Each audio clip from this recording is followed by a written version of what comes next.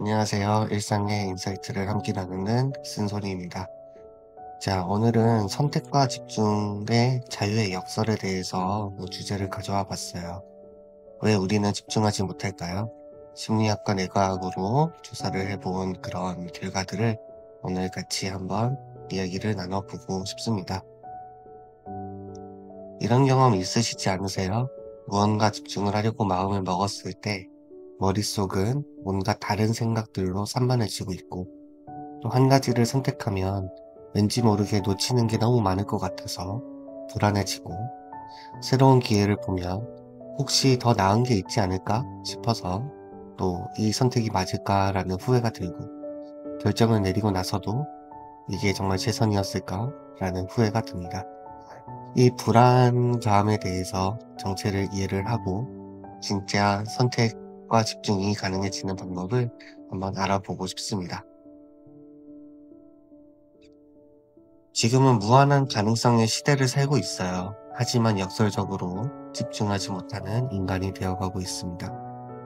지금 우리는 역사상 가장 많은 선택지를 가진 시대에 살고 있습니다. 에리 슈워츠는 이렇게 말했어요. 선택의 폭이 넓어질수록 만족감은 오히려 줄어든다. 선택의 역설이라는 거죠.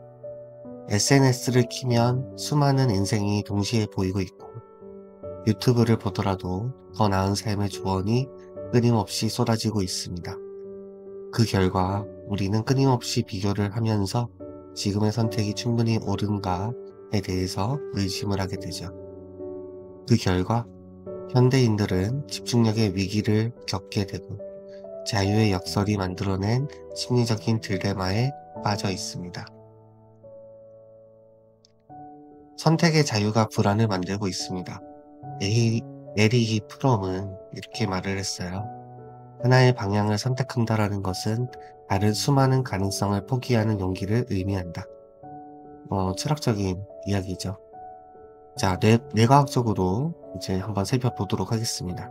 도파민 시스템은 새로운 가능성을 탐색할 때마다 도파민이 분비가 됩니다. 가능성을 생각을 할 때마다 도파민이 분비가 되는 것인데요. 혹시 더 좋은 게 있지 않을까라는 탐색 욕구가 증가하게 되고 이때 전전두엽의 의사결정 회로가 흔들리게 되고 유의가 분산이 되게 됩니다.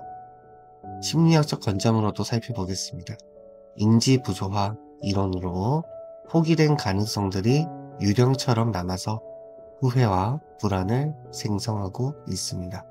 즉, 뇌과학적으로도 심리학적으로도 뭔가 하나를 선택을 한다라고 했을 때 다른 것들이 이제 더 나은 어떤 결과물을 낳을 수 있지 않을까 이런 고민들에 대해서 할 때마다 이제 불안해진다라는 거죠.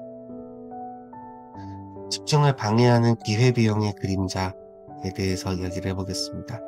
행동경제학적인 관점으로도 말씀을 드릴게요. 기회비용으로 말씀을 드리자면 선택으로 인해 포기한 다른 선택들의 가치를 기회비용이라고 합니다. 인간의 뇌는 기회비용을 과대평가합니다. 내가 놓쳐버린 기회를 더 가치가 있다라고 생각을 하는 거죠. 손실회피 편향도 있습니다. 얻는 기쁨보다 잃어버리는 고통에 2배 이상 민감하게 반응을 합니다. 그래서 이거 말고 더 좋은 게 있을지도 몰라. 나는 현재 선택에 대해서 불안감을 느낄 수밖에 없다라는 거죠. 그 결과 여러 가능성을 열어두는 전략이 어떤 것도 끝까지 해내지 못하게 만들어버리고 그 결과 미완의 프로젝트와 불안으로 이어지게 되는 악순환으로 이어지고 있습니다. 집중이라는 것은 사실 포기의 예술이라고 볼 수가 있어요. 얼 밀러는 이렇게 말했습니다. MIT 신경과학자입니다. 뇌는 동시에 2가지 일을 완벽하게 처리할 수 없다. 즉, 멀티태스킹을 할 수 없다라는 그런 뜻인데요. 멀티태스킹이란 빠른 속도로 주의를 전환시키는 겁니다. 멀티태스킹은 동시에 2가지 일을 하는 게 아니라 A라는 일을 했다가 B라는 일로 넘어와서 다시 B에 집중을 하고, 다시 A로 가서 A에 집중을 하고, B에 집중을 하고, 이렇게 왔다 갔다 거리는 것이지, 동시에 A, B가 머릿속에서 돌아가는 게 아니라는 겁니다. 집중이라는 것은 결국에 어떤 걸 하지 않을 것이냐라는 내재의 과정이라고 볼 수가 있습니다. 몰입은 그 외의 모든 것들을 의식적으로 배제하겠다라는 선언입니다. 집중의 보상으로서 몰입이 주는 안정감과 자기 통제감이 있습니다. 이때에도 도파민은 분비가 되고요. 행복의 핵심 요인이 될 수 있습니다. 지금 내가 통제하고 있다라는 그런 느낌, 이게 신호가 되는 것이죠. 선택을 줄여야 집중이 가능합니다. 하버드 대학교에서 잼을 선택하는 실험을 했었는데요. 24가지의 잼이 있고 6가지의 잼이 있습니다. 그 결과 어떻게 되었을까요? 6가지 잼이 구매율이 10배 이상 높였다고 합니다. 24가지 중에서 선택해야 되는 잼은 24가지의 가능성을 생각을 해봐야 되는 것이고, 6가지 잼은 6가지만 생각해보면 되는 거였죠. 그러니까 선택지가 줄어들면 줄어들수록 더 쉽게 결정하고 만족도도 높아지게 됩니다. 자, 그래서 우리가 일을 할 때도 마찬가지인 것 같아요. 매일 해야 하는 일이 여러분들도 되게 많으실 거예요. 저도 마찬가지로 되게 많습니다만 3가지로 제한을 하는 겁니다. 인생의 우선순위를 5가지 이하로 정할 수가 있고요. 하지 않을 not to do 리스트를 따로 만드는 겁니다. 이것은 단순한 시간 관리가 아니라 주의 자원의 재분배 전략입니다. 사실 3가지만 할 수는 없죠. 3가지만 할 수는 없지만 우선순위, 제1로 해야 되는 우선순위를 3가지로 제한하는 것은 충분히 가능하지 않을까라는 생각이 드네요. 작은 몰입 루틴을 설계하는 것도 하나의 방법입니다. 집중은 습관이거든요. 반복 가능한 구조로 만들어야 합니다.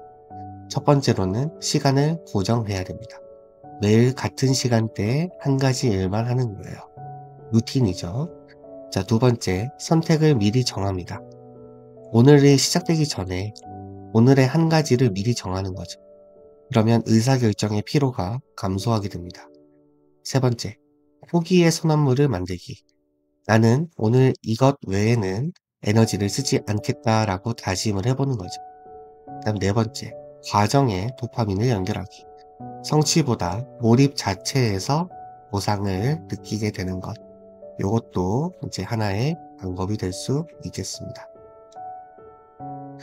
자유는 선택의 폭이 아니라 방향의 일관성이라고 말씀드릴 수 있을 것 같아요.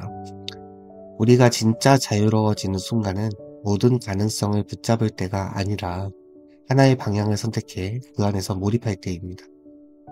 선택이 불안을 만든다면 집중은 그 불안을 통제하는 힘을 줍니다. 그 통제감은 바로 우리가 찾던 심리적인 자유라고 볼 수가 있겠습니다. 오늘 이제 준비했었던 이야기는 선택과 집중에 대한 이야기를 좀 준비를 해봤는데요. 저 역시도 마찬가지입니다. 하루 종일 해야 되는 것들은 많고 그 어디에도 내 주의력을 집중시킬 수가 없는 그런 상황에 놓이게 됩니다. 항상 선택의 순간이 오게 되는 것 같아요. 하지만 이 선택이라는 것이 그만큼 에너지적인 인지적으로 이제 자원을 갉아먹는, 에너지를 갉아먹는 그런 결과로 나타나게 되고, 그 결과 지친다라는 그런 마음이 든다라는 생각이 들었거든요. 그래서 오늘의 이제 쓴소리는 이제 여기까지이고요. 최근에 이제 이렇게 직접 녹음을 해서 이제 제가 느끼는 인사이트들을 공유를 하고 있는데, 끝까지 시청해 주시는 분들이 좀 많아지고 계신 것 같으세요. 너무나 감사드리고요. 그다음에 저 역시 고민하고 있는 그런 주제들입니다. 하나하나가 제가 고민하고 있는 주제들이기 때문에 이런 주제들에 대해서 저 역시도 정답을 찾아보고 정답이 아닐지언정 그 정답으로 다가가는 그런 여정들을 함께 공유해보는 그런 채널 만들어 보도록 하겠습니다. 시청해주셔서 감사합니다.